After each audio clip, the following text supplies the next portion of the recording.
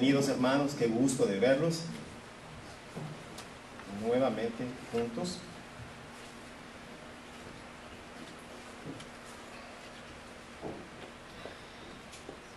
Marcos, hoy nos toca Marcos capítulo 2 del versículo 13 al versículo 17. El título de este sermón: no hay peor enfermo que el que se cree sano. Lo voy a repetir: no hay peor enfermo que el que se cree sano. Versículo 13. Después volvió a salir al mar, y toda la gente venía a él y les enseñaba. Y al pasar vio a Leví, hijo de Alfeo, sentado al banco de los tributos públicos, y le dijo: sígueme. Y levantándose le siguió. Aconteció que estando Jesús a la mesa en casa de él, muchos publicanos y pecadores estaban también a la mesa juntamente con Jesús y sus discípulos, porque había muchos que le habían seguido. Y los escribas y los fariseos, viéndole comer con los publicanos y con los pecadores, dijeron a los discípulos: ¿qué es esto, que él come y bebe con los publicanos y pecadores? Al oír esto, Jesús les dijo: los sanos no tienen necesidad de médico, sino los enfermos. No he venido a llamar a justos, sino a pecadores. Bendita es la palabra del Señor. Damos gracias y que ella santifique nuestras vidas en esta mañana. 3 puntos en este sermón. Primero, un llamado divino y eficaz. El segundo, el perdón de pecados. Y tercero, la restauración del hombre. 2 preguntas para esta mañana. La primera: ¿hay evidencias visibles en sus vidas de un llamado divino? Usted la va a responder. ¿Hay evidencia visible en su vida por este llamado divino y eficaz? La segunda pregunta: ¿tiene algún valor el perdón y la restauración que Cristo ha hecho en sus vidas?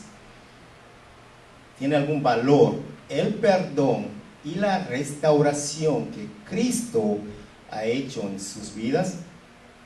Bueno, espero que a lo largo de este sermón puedan responder esas preguntas cada uno de ustedes. En el versículo 13 dice: después, y el 14, después volvió a salir al mar, y toda la gente venía a él y les enseñaba. Y al pasar vio a Leví, hijo de Alfeo, sentado al banco de los tributos públicos, y le dijo: sígueme. Y levantándose le siguió. Marcos relata que Jesús se encontraba a orillas del mar. ¿Qué es lo que estaba haciendo Jesús? Jesús estaba enseñando, y que toda la gente venía a él, y todos hablaban de su enseñanza, que era una enseñanza nueva, porque Jesús predicaba con autoridad. Mientras caminaba por orillas del mar, él hace un llamado a 4 pescadores. Los llamó, los cuales dejaron sus negocios, sus trabajos, dejaron su familia y lo siguieron. Nuevamente Jesús sale a caminar al mar, y mientras va camino al mar se encuentra con un publicano llamado Leví. Leví, ustedes saben que Leví es Marcos, es el nombre en hebreo. Es Mateo, quien escribió el primer evangelio del Nuevo Testamento. Mateo, su nombre Leví en hebreo. Se encuentra con Leví. Al parecer, Leví, el lugar donde él estaba era un lugar estratégico que tenía mirada hacia el mar. Y Jesús predicaba a orillas del mar a multitudes de personas, pues Leví tenía conocimiento, o él sabía que Jesús estaba predicando. Ahora escucha su voz y le dice: sígueme. Leví desempeñando su función, no cuestionó, sino lo siguió. Lo dejó todo atrás, dejó su negocio, sus prioridades pasaron a segundo lugar. Muchas son las prioridades de cada persona, de todos los hombres, pero estas prioridades se convierten en barreras que bloquean su llamado, en barreras que lo apartan de la presencia de Dios. Pero, aunque el hombre se esconda tras las piedras, de ahí el Señor lo va a sacar. El Señor lo va a levantar, Él lo va a alcanzar aunque corra y huya de su presencia. ¿Por qué? Porque el plan de Dios se va a cumplir en la vida de sus escogidos. Nos dice Filipenses 1:6. Estoy convencido de esto. Pablo les escribe: el que comenzó tan buena obra en ustedes la irá perfeccionando hasta el día de Cristo Jesús. ¿Por qué razón? Porque le pertenecemos a Dios. Escogidos son pertenencia de Dios. Porque Él les formó, nos escogió. Y como lo dijo a Jeremías en el capítulo 1, versículo 5, antes de formarte en el vientre, le repito, antes de formarte en el vientre, ya te había elegido. Antes de que nacieras, ya te había apartado. Te había nombrado profeta para las naciones. El plan de Dios. Jesús es el buen pastor de esas 100 ovejas. Él es nuestro pastor, nada nos faltará, como cantamos. Él es todo, en Él lo tienes todo. Él es ese pastor que de las 100 ovejas deja las 99, ¿para qué? Para ir a buscar a la que se ha perdido. Él sabe que hay aflicción, que estás atribulado, Él sabe que estás desesperado, sabe que estás perdido, sabe que estás lejos del rebaño, pero por su gracia Él te busca, te encuentra y con gozo te lleva a casa. El amor del Padre, el amor del buen pastor.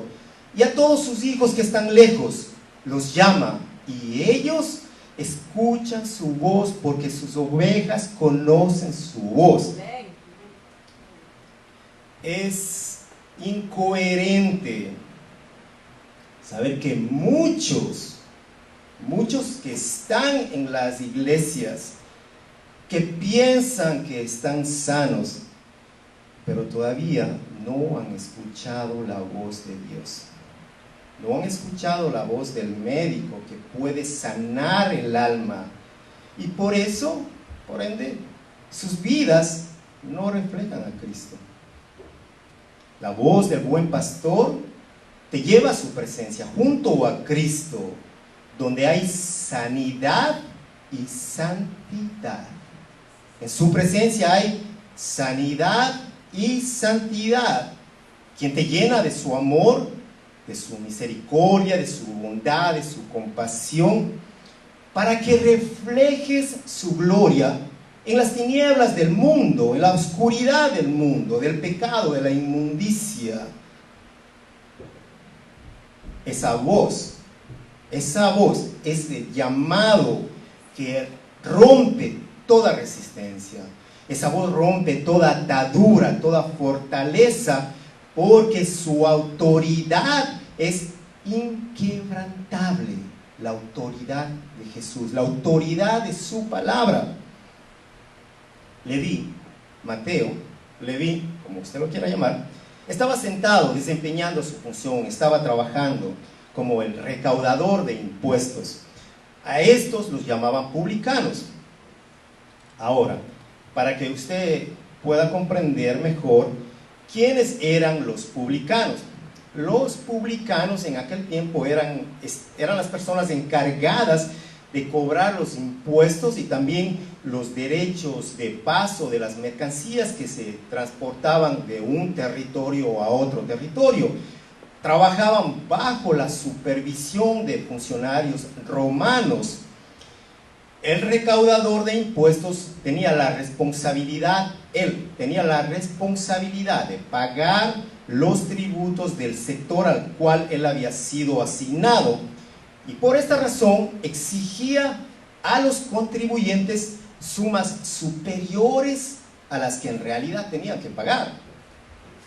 Ahora, el Imperio Romano autorizaba esta práctica y ninguna ley protegía a los contribuyentes de esas sumas abusivas de impuestos que eran implantadas por los publicanos. Estos recaudadores tenían la protección del gobierno y del ejército en caso de que alguien se rehusara a pagar. Y estas son las razones por que toda clase social los detestaban, los consideraban traidores de la patria, explotadores de sus compatriotas. Como consecuencia, ellos vivían apartados de la sociedad. Su oficio no les permitía adorar en el templo. ¿Con quiénes se relacionaban entonces? Ellos se relacionaban con aquellos que eran rechazados por la sociedad, con las prostitutas, con los funcionarios romanos, sus líderes, quienes manejaban un negocio muy rentable, la recaudación de impuestos. El encargado de un sector en ocasiones era originario de ese lugar. Ahora, los judíos no podían admitir que uno de los suyos actuara como un agente de los romanos cobrando impuestos para un gobierno gentil. Si el publicano era judío, este publicano quedaba excluido de la sociedad, de sus compatriotas, y sus amigos corrían la misma suerte. Eso es lo que sucedió, y vemos en las Escrituras lo que sucedió con Jesús, quien fue acusado de comer con publicanos y con pecadores. Leví era un judío de la tribu de Leví, de una tribu de sacerdotes de origen galileo, y fue designado como un publicano, como un recaudador de impuestos en el sector de Capernaum. Bueno, ahora usted puede entender quién era Leví. A pesar de haber sido un judío, ¿puede imaginarse la vida de este hombre? Sí, con un negocio muy rentable, mucho dinero, un negocio muy próspero, pero era despreciado por la sociedad. Prohibido de entrar al templo a adorar. A este excluido de la sociedad lo llamó Jesús. ¿Para qué? Para convertirlo en uno de sus apóstoles. Le dijo: sígueme, y Leví lo siguió, al igual que sus otros discípulos. No se rehusó, siguió. En 1 Corintios 1, 27 al 29 dice: Dios ha escogido lo necio del mundo para avergonzar a los sabios. Dios ha escogido lo débil del mundo para avergonzar a lo que es fuerte. También Dios ha escogido lo vil y despreciado del mundo, lo que no es, para anular lo que es, para que nadie se jacte delante de Dios. La voz de Dios es la autoridad divina, la autoridad irresistible, ese llamado eficaz. En su providencia vemos que Él llama a necios, llama a débiles, llama a despreciados, para que nadie se gloríe. Y esto pues nos muestra el primer punto, un llamado divino y eficaz. Es eficaz porque es un llamado divino. Necios, débiles, despreciados. Esas palabras son una descripción del testimonio de todo creyente convertido a lo largo de la historia del cristianismo. Necios, débiles, despreciados, pecadores, rechazados por la sociedad y aceptados y escogidos por Dios. Bendito sea nuestro Señor, quien se fija en los débiles, quien se fija en los necios, quien los ayuda para levantarlos, para hacerlos sus hijos, para convertirlos en sus hijos. Bendito sea nuestro Dios. Ahora el Espíritu de Dios concede a los hombres y a las mujeres elegidos, les concede los dones del arrepentimiento y la fe, los cuales le permiten creer en Jesucristo, en creer que Jesucristo, el Hijo amado, es el Señor, es el Salvador, gracias al arrepentimiento que Dios pone en la vida del creyente, a la fe que Él mismo le da a cada creyente. Nos podemos preguntar, ¿qué ha sucedido en este llamado? ¿Qué es lo que ha sucedido? Bueno, el alma que espiritualmente estaba muerta es implantada con vida eterna. Esa alma que estaba muerta, espiritualmente muerta, Dios implanta vida eterna. Todas las cosas se vuelven nuevas, dice 2 Corintios 5:17. De modo que si alguno está en Cristo, nueva criatura es. Las cosas viejas pasaron. He aquí, todas son hechas nuevas. Todas. El Espíritu produce un nuevo amor. Vamos ahí. ¿Un nuevo amor por quién? Un nuevo amor por el mundo, por las cosas materiales. No, un nuevo amor por Dios. Nuevos deseos de obedecer la palabra de Dios, de buscar la santidad. Todo lo que Dios hace, todo lo que Él pone luego de este llamado. El deseo de cumplir con su palabra y de obedecer. Juan 15, 16, perdón. Mezcladas.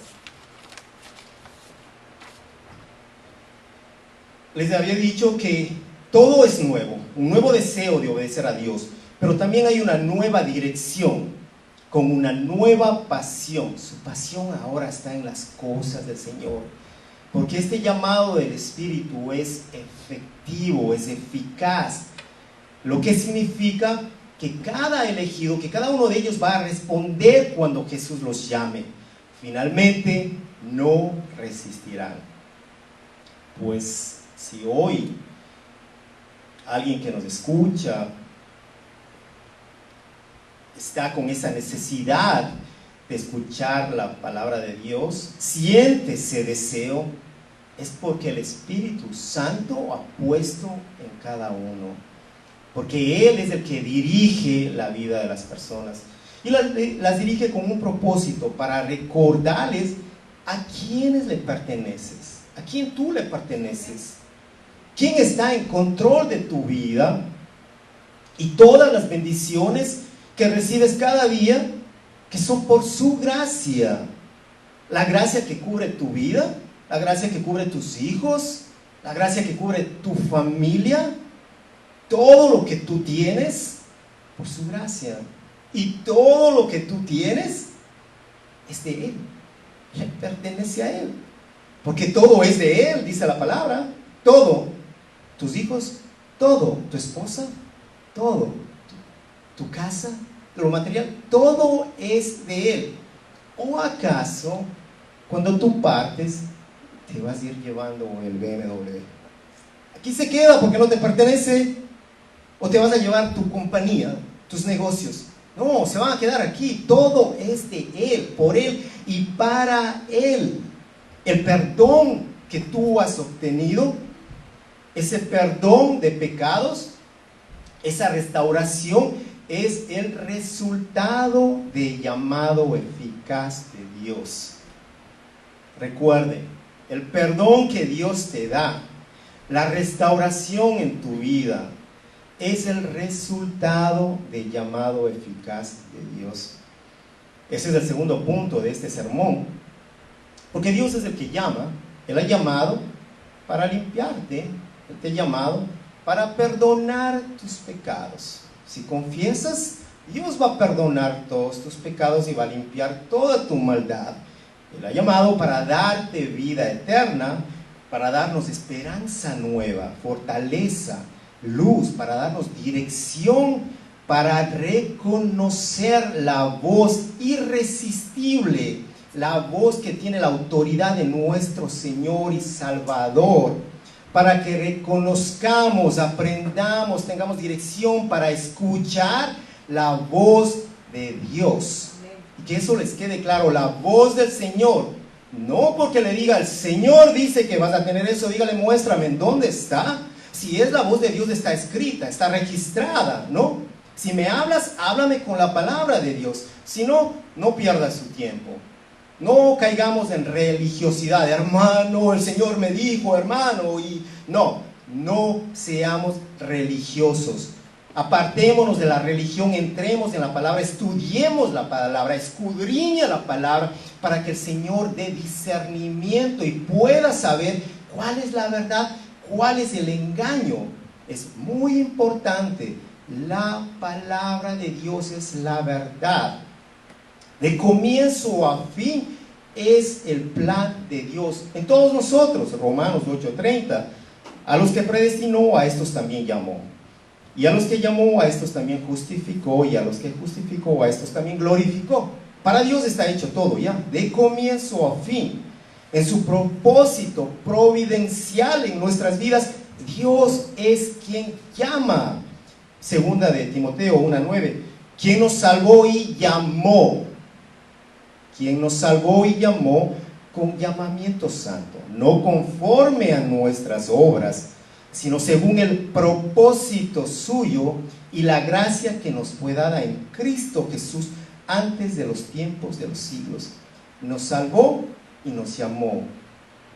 No conforme a, no es por nuestras obras, es por su propósito en nuestras vidas y por la gracia de Cristo Jesús para con nosotros. Hermanos, nadie está capacitado para elegir a Dios.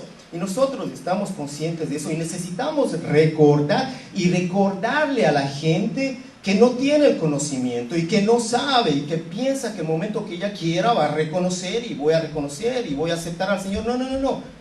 Ellos no están capacitados, nadie está capacitado para elegir a Dios. Él es quien elige y Él es quien llama con llamamiento santo. Juan 15:16, no me elegisteis vosotros a mí, sino que yo os elegí a vosotros. No sea, hermanito, cuando yo acepté al Señor, andaba perdido y pues cansado un día decidí aceptar al Señor. La palabra dice que Él nos eligió, no nosotros. No estábamos capacitados, ni estamos. Dios escoge, Él llama, Él busca, Él encuentra, Él limpia, Él perdona, Él restaura, Él glorifica. La obra de salvación en el hombre es del Señor. Nos dice la Escritura, adoramos, cantamos que la salvación es del Señor. Hechos 4:12, en ningún otro hay salvación, porque no hay otro nombre bajo el cielo dado a los hombres en que podamos ser salvos. Más adelante en el versículo 15, se encuentra, Marco nos relata que Jesús está en la mesa de este publicano, de Leví. Y no solamente con él, está rodeado de todos sus amigos. Están los amigos de Leví, están un montón de publicanos. ¿Quiénes más están ahí? Están pecadores. Y Marcos lo repite 2-3 veces, publicanos y pecadores. También están sus discípulos. Este publicano Leví, cuán grande era el gozo en él, que hizo un banquete de despedida. Invita a todos sus amigos, a todos los publicanos, a los discípulos, a los pecadores. Parece que Leví debe haber tenido una casa grande, ¿no? Toda esta gente que estaba ahí en este festín, en un banquete, los invitó a todos, todos estaban celebrando. Pero Leví, el deseo de este hombre es que pudieran escuchar las palabras del Maestro, que le escucharan a Jesús, la voz que transformó su vida, la voz que le permitió dejarlo todo. El deseo de Leví, que ellos también puedan escuchar. Para Leví, pues el Espíritu de Dios nos reveló que lo más grande, las mayores riquezas no eran ese negocio, ese dinero rentable, porque recuerde algo, ellos ponían la cantidad que a ellos les placía. No había control. Mientras ellos pagaban la cantidad determinada, el resto es tuyo. Y había mucho abuso. Por eso los odiaban. Entonces, estos publicanos eran gente rica, gente de dinero. Pero él se dio cuenta cuánto valor estaba en las cosas sagradas, en lo que Jesús hablaba. Tenía mucho más valor para Leví. Pues aquí no estaban solamente los discípulos, como acabo de mencionar, todos aquellos pecadores. Y está Jesús. ¿Y qué pasa con Jesús? Jesús no hace distinción de personas. Está rodeado de todos estos pecadores. Como Dios todopoderoso, como 100% hombre y 100% Dios, Él conoce todos sus pecados, no solo sus pecados, sabe sus pensamientos de quienes lo rodean. En el versículo 16 dice, y los escribas y los fariseos, escuche esto, viéndole comer con los publicanos y con los pecadores, dijeron a los discípulos, ¿qué es esto que Él come y bebe con los publicanos y con los pecadores? Jesús está en la casa de Leví. Los fariseos están mirando. Ellos no están ahí. Parece que están como chismosos, mirando, chequeando, y están hablando y criticando y juzgando. Como siempre, son los que causan discordia. Están como un estorbo. Asombrados, sí, de todo lo que Jesús hace, asombrados de la doctrina nueva. Según ellos, esta es una nueva enseñanza.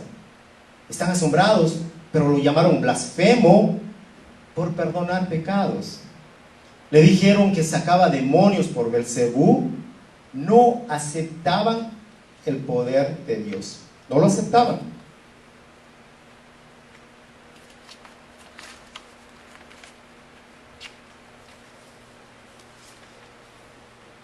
Los fariseos, para que usted pueda mirar con más claridad, era una secta muy importante en este tiempo del judaísmo. Y esta palabra fariseo significa separado. Pues ellos, separados del pecado, separados de las cosas impuras ante Dios, pero sin embargo, con el tiempo ellos se volvieron legalistas. Estamos hablando de los fariseos.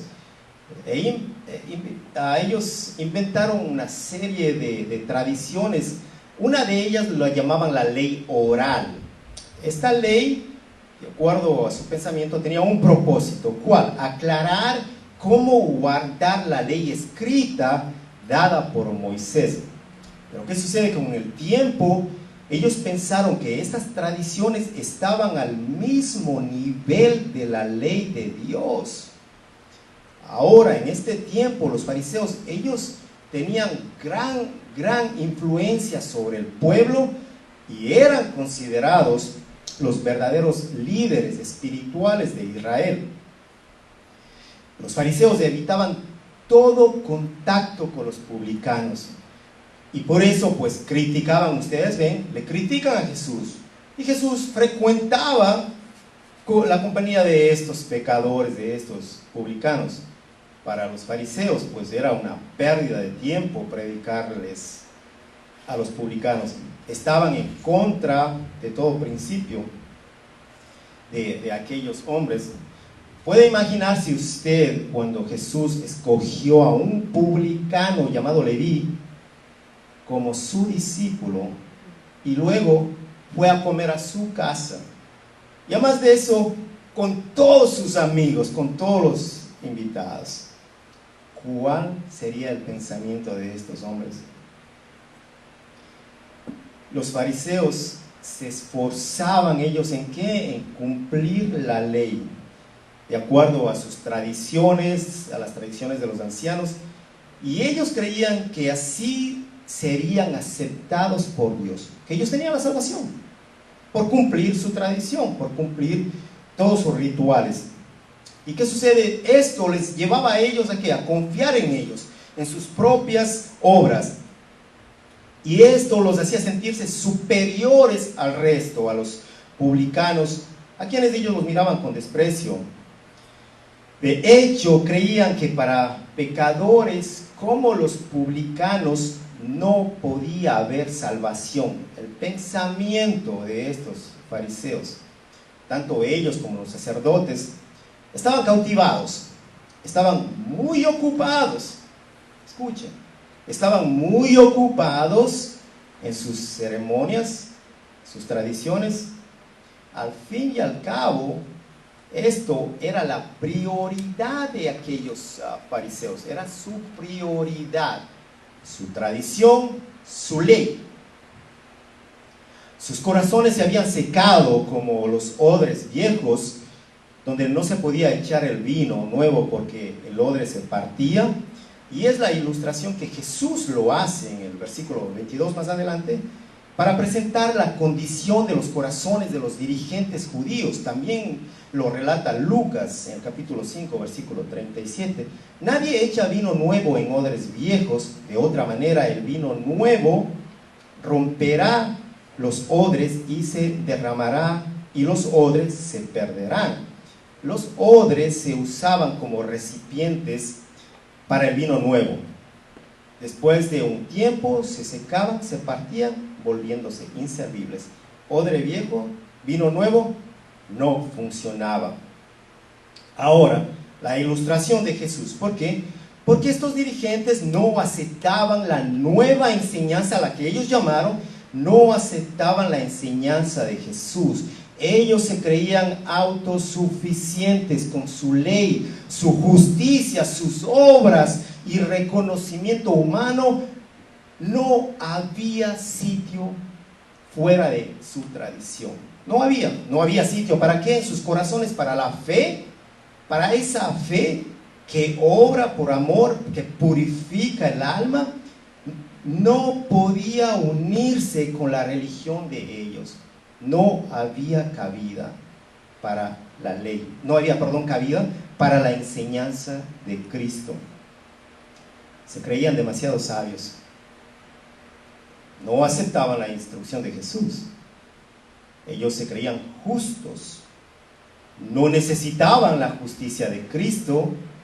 No necesitaban salvación de acuerdo a su pensamiento. Y el Señor pone en evidencia que esas disciplinas religiosas encubrían el hecho de que eran tan obstinados como los publicanos, que ellos también estaban apartados de Dios. La pregunta: ¿cuántas veces usted se ha sentido autosuficiente, aún como cristiano? ¿Cuántas veces se ha sentido que usted lo puede hacer? Usted puede tomar la decisión y moverse y hacer lo que usted quiere. Esa es la pregunta para hoy. No solamente los fariseos, muchas veces el pueblo cristiano se cree muy dependiente, apartado de la presencia de Dios. Algo para meditar. La luz del Evangelio se oscurece en la vida del creyente cuando él desea brillar. Les voy a repetir. Tu brillo, tu reconocimiento, lo está llevando a oscurecer la luz del Evangelio. ¿Por qué razón? Me explico. Porque tú te paras y tú quieres brillar, y no brilla Cristo, y oscureces el Evangelio, oscureces la enseñanza, porque te crees autosuficiente, porque te crees sabio. Entonces, tenemos que pensar, el que debe brillar es Cristo, el Evangelio, su palabra. No oscurezcas el Evangelio, no seas un obstáculo para el Evangelio. Las obras del Evangelio, en las obras del Evangelio están quienes reciben con gozo y reciben con humildad la enseñanza. con gozo y humildad la palabra de Dios.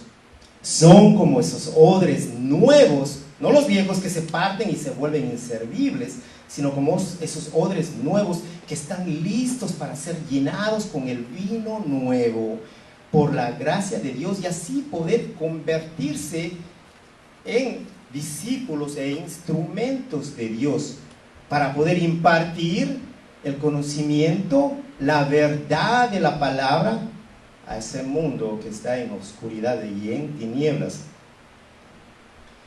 Para estos dirigentes judíos, para estos religiosos, la verdad de Dios había perdido su significado, su hermosura original.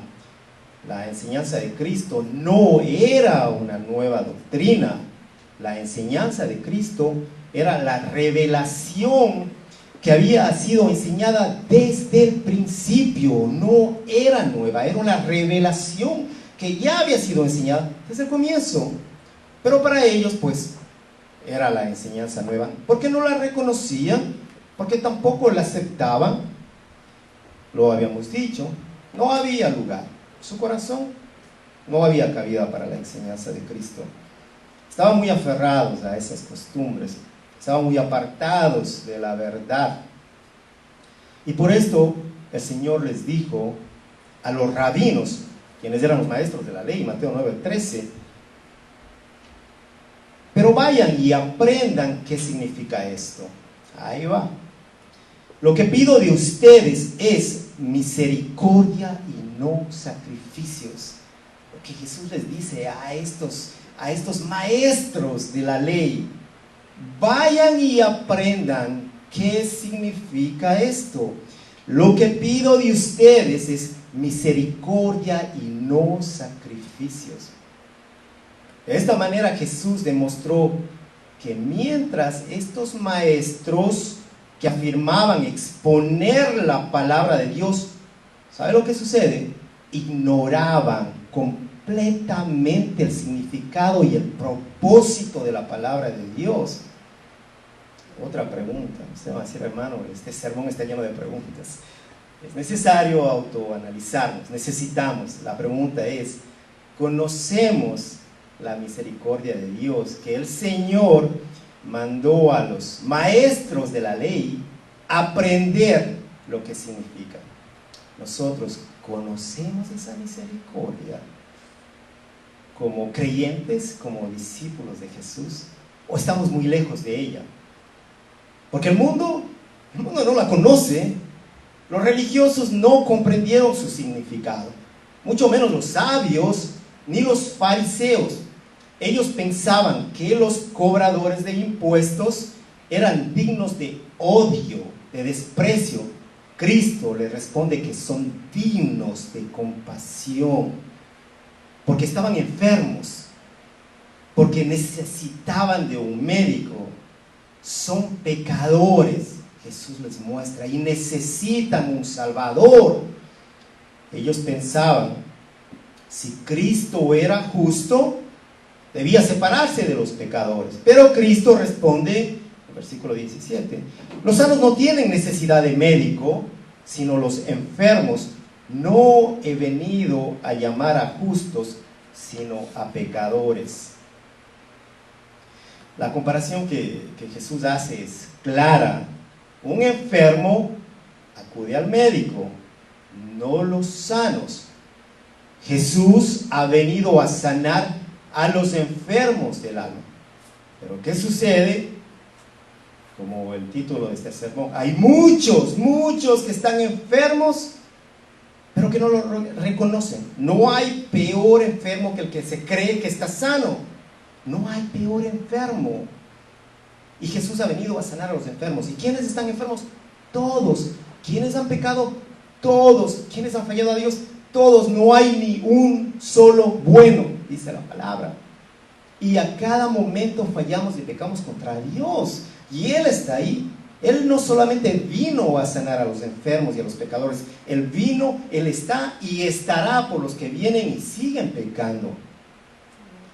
Para la sanación del cuerpo, todos buscaban a Cristo. Los paralíticos Recuerda, llevados por los amigos a la presencia del Señor. Los que estaban mudos, los sordos, los cojos, todos buscaban. Los que estaban, dice la palabra, de muchas enfermedades que buscaban al Señor. Pero para la sanación del alma fue hallado por los que no le buscaban. ¿Usted escuchó? La sanación del cuerpo, todos le buscaban. Llegaban ahí, Señor, esta enfermedad, y Jesús sanaba. Y Jesús sanaba. Dice la Escritura que en el capítulo 1, que cuando estaba en la casa de Pedro, de Simón, al atardecer, porque en la tarde, porque era el sábado, pues ya al atardecer, cuando se puso el sol, llegaron multitudes de personas, y que Jesús sanaba y echaba fuera demonios. Jesús tenía compasión. Jesús no le decía, ven mañana, no, al que llegaba. Usted se imagina multitud de enfermos de diversas enfermedades, y Jesús sanaba sus cuerpos. Fue buscado para sanar sus cuerpos, pero la sanación del alma, para esa sanación fue hallado por los que no le buscaban. El pecador no busca a Dios. El que ha cometido algo se esconde. Usted creo que ha visto eso, y vemos muchas veces. Poquito a poquito se aleja y se pierde, porque a la luz sale todo, ¿cierto? Y el que está en pecado no quiere ser descubierto. Se esconde, se aparta. No quiere la sanidad para el alma, porque dice, yo estoy bien, tranquilo. No, yo no necesito. No hay peor enfermo que el que no reconoce. No hay pecador más grande que el que diga que no ha pecado, porque hace de Dios un mentiroso. Todos necesitamos arrepentirnos y pedir perdón a Dios por todos nuestros pecados. Nadie busca a Dios para la sanidad del alma, para la sanidad del cuerpo. Señor, sácalo, levántalo, tiene el COVID, está 40 días, levántalo, Señor. Levanta a mi hermana, tiene asma, levanta a mi hermano, tiene un virus, levanta a mi primo, tiene un cáncer, levanta a mi jefe, levanta a mi hermano, levanta, Señor. Y clamamos y oramos. Está correcto, estamos llamados a orar, sí, por sanidad del cuerpo. Pero ¿qué sucede con la sanidad del alma? Nuestro clamor, nuestra prioridad debe ser, Señor, sana su alma, y si es la voluntad de Él, que sane su cuerpo. Bendito Dios, que salga esa persona y salga como aquellos, glorificando a Dios, agradecidos, saltando, adorando, alabando al Señor, contando las maravillas de Dios. Por supuesto que sí, pero primero la sanidad del alma. Oremos por la sanidad del alma de los perdidos. Clamemos a Dios por su sanidad. Porque, hermano, de nada sirve que Dios lo levante de esa muerte, porque ya lo declararon muerto. Pero la oración, el clamor, la voluntad de Dios primero, la voluntad de Dios. Lo levantó, y nosotros miramos que Dios hizo un milagro. Lo levantó. De la semana volvió a su inmundicia, como el perro vuelve a su vómito. Nuevamente, muy poco le duró el agradecimiento. Muy poco. Se olvidó todas las maravillas que Dios hizo. Entonces, es mejor que Dios sane su alma y vaya y descanse con el Señor, a que sane su cuerpo, se pierda y termine en el infierno, ¿no? Es preferible que sane y descanse en la presencia del Señor, donde ya no va a sufrir, a que regrese a la inmundicia y se pierda, y su alma se pierda. Todos los religiosos se justificaban en sus obras, se justificaban en su conocimiento, en sus rituales, en sus sacrificios. Ellos pensaban que estaban libres de pecado, que ellos estaban limpios por su religión, su orgullo, su altivez. Se creían autosuficientes nuevamente. Juzgaban a los pobres, a los humildes, hasta criticaban de la manera como ellos oraban. Se creían justos, No querían las enseñanzas de Jesús. Y Jesús no vino a salvar a justos, vino a llamar a pecadores, a los enfermos, a los necesitados, a lo vil de la tierra, nos dice la palabra, para avergonzar a los sabios. Él vino a llamarte a ti, Él vino a llamarme a mí, a rescatarnos de las enfermedades, del pecado, de la enfermedad más grave que es el pecado, de la vana manera de vivir. Él vino a traer nueva vida, todas las cosas nuevas en Cristo Jesús. Para todos los que creen que Él dio su vida por aquellos pecadores, por ti, por mí, por todos los que creen en Jesús. Para concluir, la restauración es el resultado, el perdón de los pecados y la restauración del hombre es el resultado del llamado eficaz de Dios. Lo vuelvo a repetir porque es muy importante que estemos conscientes de esto, y esto nos ayuda a contestar las preguntas del comienzo de este sermón. La restauración y el perdón de pecados es el resultado de ese llamado divino y eficaz de nuestro Señor por medio de su gracia. De su gracia a quienes, a hombres rechazados, a hombres despreciados por la maldad, por el pecado que está en ellos, a ese mundo pecador fue enviado su Hijo amado Cristo Jesús. Y por eso vemos en las Escrituras, en los relatos de los Evangelios, que la mayor ocupación de Jesús era buscar cuanto antes a todos estos pecadores. Jesús advierte que todo el que se cree justo está fuera del alcance de la salvación. Todo el que se cree justo, el que se cree sano, está fuera del alcance de la salvación de nuestro Señor Jesús. Fuera de su alcance. Necesitamos reconocer que necesitamos ayuda, que nuestra alma está enferma. Si estuviéramos completamente sanos espiritualmente, no estuviéramos aquí. En Dios, mediante su Hijo Cristo Jesús, hay misericordia suficiente. ¿Para quién? Para perdonar los pecados más grandes, y suficiente gracia para santificar a los pecadores más infames. Si a usted se le acerca un homicida y le dice: es que Dios no puede, tú no sabes lo que yo he hecho, Dios no me puede perdonar. Y les digo como experiencia personal, yo he hecho cosas tan malas. Alguien me decía a mí que Dios no me va a perdonar. Es que tú no conoces a Dios. Tú no conoces al Dios Todopoderoso que vino por ti, sí, por ese pecado tan grave. A mí no me interesa saber cuál es tu pecado, no me interesa saber en dónde estabas, qué hiciste. Lo único que te puedo decir es que Dios, su misericordia es suficiente para perdonar el tuyo y el de todos, del mundo entero que reconozca que ha pecado contra Él. ¿Qué tienes que hacer? Reconocer nada más. Esa suficiente gracia está ahí, suficiente para santificar a los pecadores más infames que pueden haber.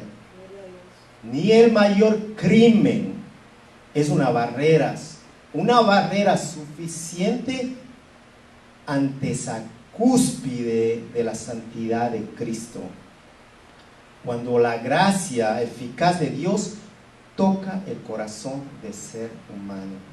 Hermano, no hay barrera, no existe ante la gracia de Dios. Gálatas 2:20, la versión Nueva Viviente. Mi antiguo yo ha sido crucificado con Cristo. Ya no vivo yo, sino que Cristo vive en mí. Así que vivo en este cuerpo terrenal, confiado en el Hijo de Dios, quien me amó y se entregó a sí mismo por mí. Bendito sea nuestro Dios. Démosle gracias al Señor por su bendita palabra. Vamos a orar para cerrar esta enseñanza, este sermón. Señor, gracias por tu palabra, Dios bendito. Gracias porque nos recuerdas lo que tu Hijo amado Jesús hizo. Nos recuerdas que Él vino a salvar, Él vino a sanar a aquellos enfermos, a aquellos pecadores. Él no vino por los sanos, ni por los sabios, ni por los ricos, ni por los altos. Él vino por los pobres, humildes, que reconocen su necesidad. Padre, gracias, Señor. Bendito Dios, gracias y ayúdanos a reconocer cuán grande, Señor, es esa obra tuya. Cuán valioso, Señor, es tu obra, el perdón de nuestros pecados, la restauración de nuestra alma. Cuán valioso, Señor, que todos podamos ver en esta mañana, que tú abras los ojos para ver cuánto valor hay atrás de esta obra maravillosa de Cristo Jesús, Señor, y que nuestras vidas, Padre, den evidencia de quiénes somos, den evidencia que tú nos has llamado, que tú nos has escogido para la alabanza de tu gloria, para que el nombre de Cristo sea puesto en alto, para que Él brille como esa luz resplandeciente en todos, Señor. Ayúdanos, Cristo Jesús, ayúdanos a ser agradecidos contigo, con todo lo que tú haces. Te damos gracias, Señor, en esta mañana, y Padre, clamamos y pedimos por aquellos que piensan que están sanos, por aquellos que piensan que tienen la sabiduría más alta, por su conocimiento, sea por su poder, por sus riquezas. Clamamos por ellos, Padre. Que tu palabra llegue a esos corazones, que tú obres, comienza una obra de salvación en ellos, Padre amado. Ayúdalos, Señor, trae luz en sus vidas. Trae la luz, Señor, que resplandece en los corazones de los humildes. Enséñalos, Señor. Enséñanos, Cristo Jesús, que tú eres el todo. Enséñanos a cada uno de nosotros en este lugar, Señor, a aceptar con gozo que tú vives en nosotros, que tu Santo Espíritu mora en nosotros, ha hecho de nuestros cuerpos su templo, y que Él habita en nosotros y está con nosotros para enseñarnos, para corregirnos, para redarguirnos, para mostrarnos la justicia del Dios Altísimo. Que Él está en nosotros, Señor. Ayúdanos, Señor, a vivir esa palabra, que tú eres todo, que en los momentos de debilidad, de angustia, de desesperación, Señor, te adoremos a ti, Cristo Jesús. Te adoremos y que descansemos en tus promesas, que descansemos en ellas, Señor. Danos la fe que necesitamos en esta mañana. Llénanos, danos más. Nos vaciamos en esta mañana para que tú nos llenes como unos odres nuevos para recibir la enseñanza de Cristo Jesús, para recibir tu amor, Señor, tu compasión. Te necesitamos, Señor. Te necesitamos, Señor. Gracias, Jesús. Adórale al Señor, porque Él es grande y poderoso. Adórale al Señor.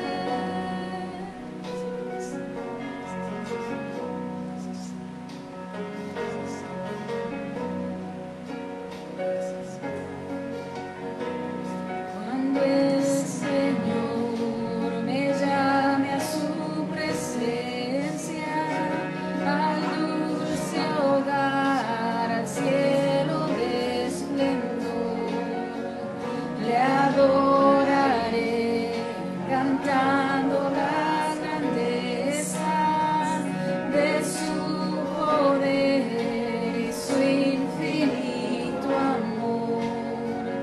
Mi corazón entona la canción, cuán grande es Él, cuán grande es Él. Mi corazón entona la canción, cuán grande es Él, cuán grande es Él.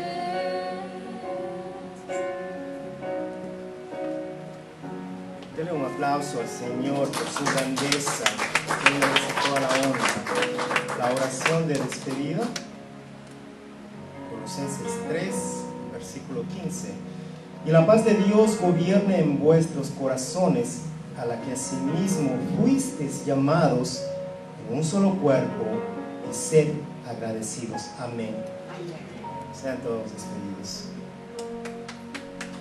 Hermanos, me dan un minutito, perdón, ya lo saben.